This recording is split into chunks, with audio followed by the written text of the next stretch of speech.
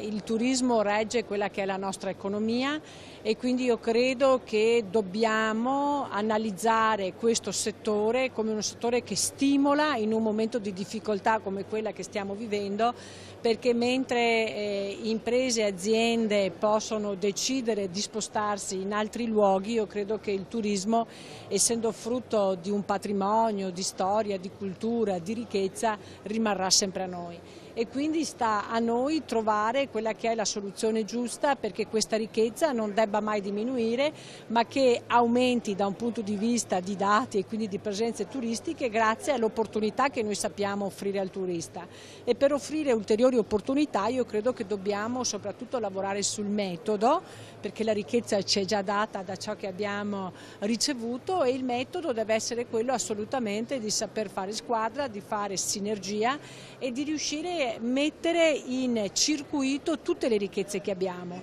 Quindi oggi noi non dobbiamo vedere le spiagge da solo, Venezia da solo, ma dobbiamo sapere che la presenza di turisti che abbiamo in provincia di Venezia è data da tutto il patrimonio che la provincia offre, quindi dai nostri centri storici, dal nostro entroterra, dalla nostra enogastronomia e da quello che abbiamo saputo mettere nel circuito in questi anni di lavoro.